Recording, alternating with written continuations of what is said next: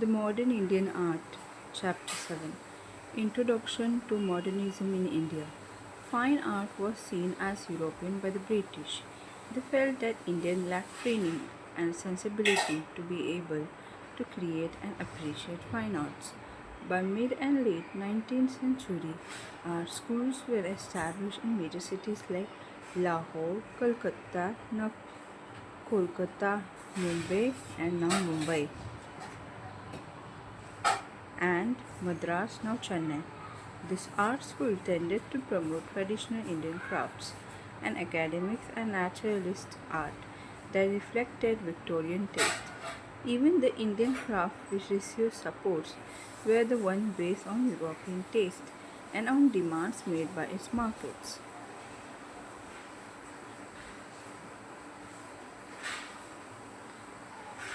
Gagendranath Tagore, A Cubist Cities, 1925, Victorial Hall, Kolkata, India. As mentioned in the previous chapter, it was against this colonial bias that nationalist art emerged, and the Bengal schools of art, as nurtured by Abindranath Tagore and E.B. Havels, was a prime example. India's first nationalist art school, Skala Bhavan, was set up in 1919 as part of the newly established Vishwabharati University in Shantiniketan, conceptualized by poet Rabindranath Tagore. It carried the vision of Bengal school but also followed its own path in creating art meaningful for Indians. This was the time when the whole world was in a state of intense political turmoil in the wake of World War I. Apart from the famous Bauhaus exhibition that traveled to Calcutta, as discussed in the previous chapter, modern European art influenced Indian artists through art magazines that were in circulations. Artists from the Tagore family, Rabindranath and poet-painter Rabindranath, thus knew about the international trends of Cubism and Expressionism which had rejected academics.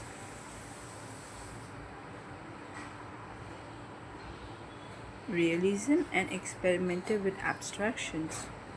They thought that art need not copy the world but create its own world out of form, lines, and color patches. A landscape portrait or still life may be called abstract if it draws our attention to the abstract design created by forms, lines, and color patches. Gagendranath Tagore used the language of Cubism to create a unique style of its own. His painting of mysterious halls and rooms were made with vertical, horizontal, and diagonal lines, which were quite different from the Cubist style of famous artist Pablo Picasso, who invented the style using geometric facets. Rabindranath Tagore turned to visual art quite late in life. While writing poems, he would often make patterns out of doodles and develop a unique calligraphic style out of crossed out words. Some of these were turned into human faces and landscapes which floated captivating in his poem.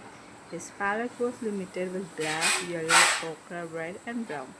However, Rabindranath created a small visual world that was complete departure from the world elegant and delicate style of the Bengal school, which often drew inspiration from Mughal and Pahari miniature along with Ajanta fresco.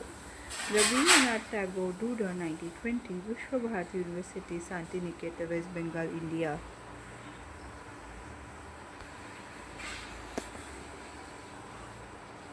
Nandalal Bose Nandalal Bose in 1921-1922.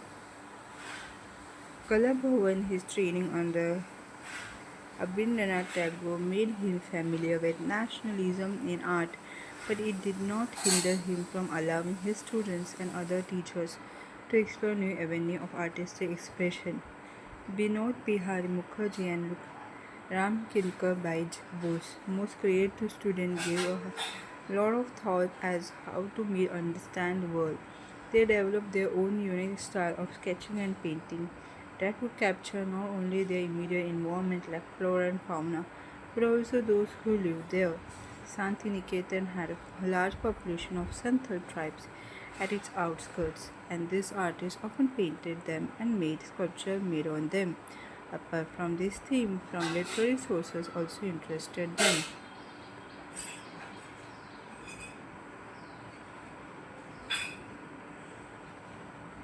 Rabindranath Tagore Doodle, 1920, Vishwa Bharati University, Santiniketan, West Bengal, India.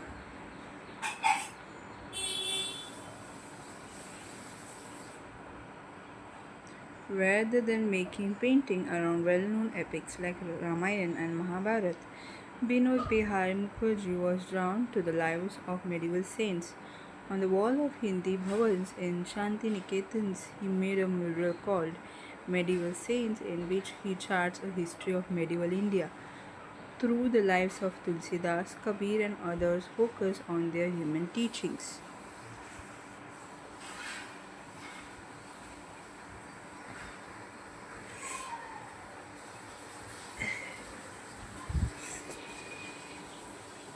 Ramkinkar Baij was an artist given to the celebration of nature. His art reflects his everyday experience. Almost all his sculpture and painting are created as a response to his environment. For instance, his Santhal family made as an outsider sculpture within the Kala Bhavan compound turned the daily activity of a Santhal family, setting out a work into a larger than a life-size piece of art. Besides, it was made out of modern material like cement, mixed with pebble, held in shape with the help of metal armature. His style was in sharp contrast with works of earlier sculptors like D.P. Roy Chowdhury, who had used academic realism to celebrate the labor of working classes. The triumph of labor.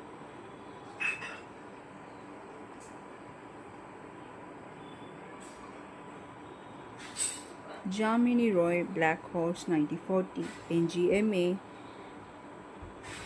New Delhi, India.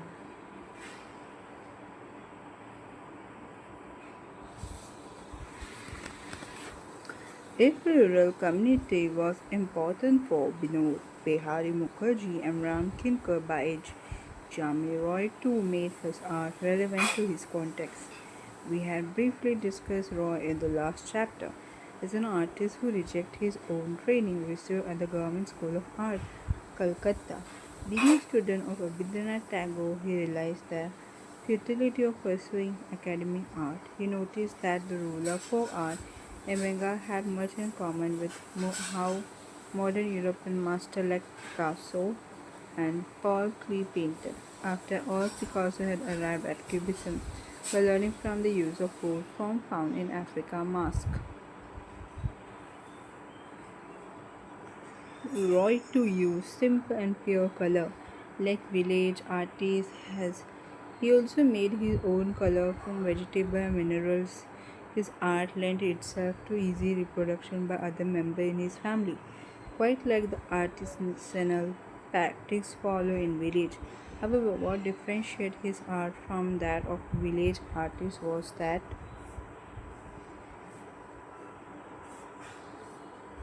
Roy signed on his painting. His style is seen as uniquely personal and distinct from the both academic naturalism art school and from Raja Ravi Verma India nice naturalism as well as from the delicate style practice of some of the Bengal school artists. Amrita Shergill, 1913 to 1941, half Hungarian, half Indian, emerged as a unique female artist who contributed immensely to modern Indian art through 1920s. Unlike others, she was trained in Paris and had a first-hand experience in European modern art trends such as Impressionism and Post-Impressionism. After deciding to make India her base, she worked to develop art with Indian themes and image. Amrita Shergill assimilated miniatures and murals tradition of Indian art with European modernism. She died young, leaving behind a remarkable body of work, which is important for its experimental spirit and the impact it left on the next generation of Indian modernists.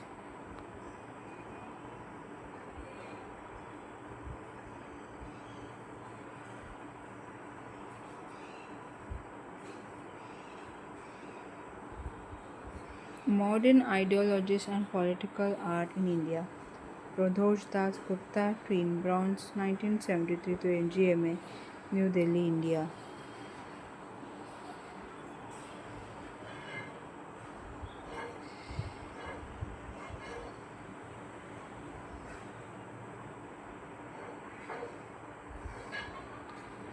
Modern ideology and political art in India.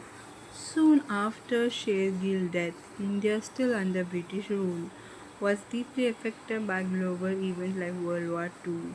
One of the indirect outcomes was the outbreak of Bengal famine, which ravaged the region, forcing massive rural migration to cities. The humanitarian crisis compelled many artists to reflect on their role in society. In 1942, under the leadership of Pradhosh Das Gupta, a sculptor, few young artists formed the Calcutta Group, which include Nirod Majumdar, Paritosh Sen, Gopal Ghosh, and Rathi Moitra. The group believed in an art that was universal in character and free from older values. They did not like the Bengal school of art as it was too sentimental and deeply interested in the past. They wanted their painting and sculpture to speak of their own time. They started to simplify their visual explanation by excluding detail. With such an attempt, they would emphasize on elements of material surface, form, color, shades, and texture, etc. A comparison may be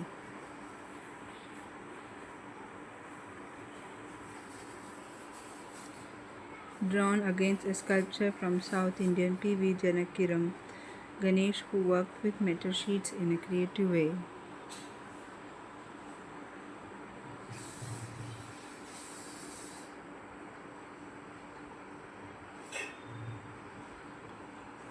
Seeing abject poverty around them and the plight of people in village and city, many young artists in Calcutta were drawn to socialism, especially Marxism.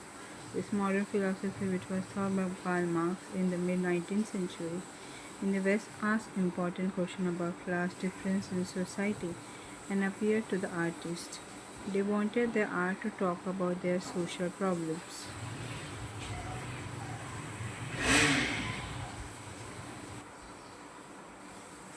Chitto Prasad and Somnath Kore, two political artists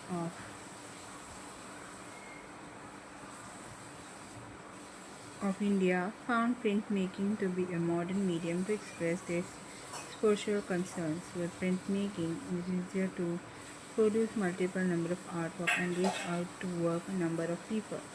Chitra Prasad etching, linocoats, and lithographs showed that the deplorable condition of the poor.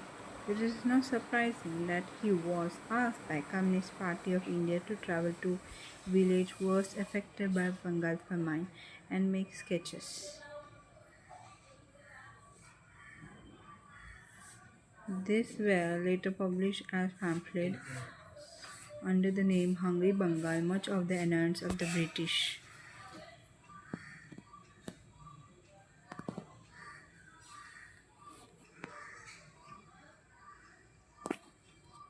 Chitra Prasad, Hungry Bengal, 1943, Delhi Art Gallery, New Delhi, India. M.F. Hussain, Farmer Family, 1914, GMA, New Delhi, India.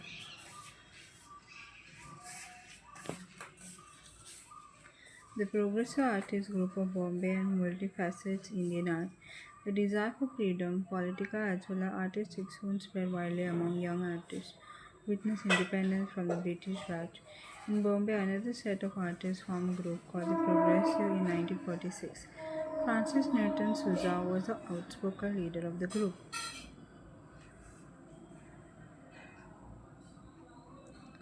which include M.F. Hussain, K.H. Ara, S.A. Bakre, H.A. Gade, and S.H. Raza.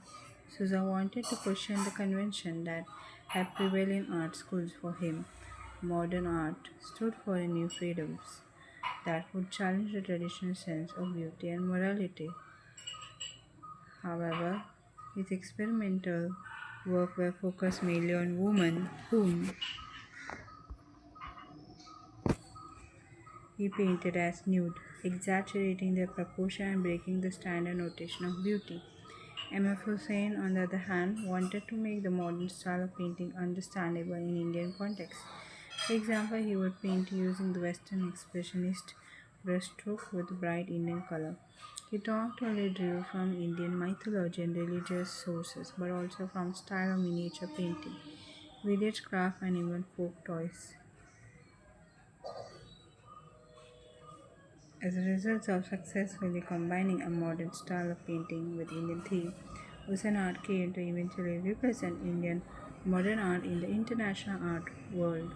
Mother Teresa is an example to understand how he adapted modern art to paint themes important to India as well as international audience.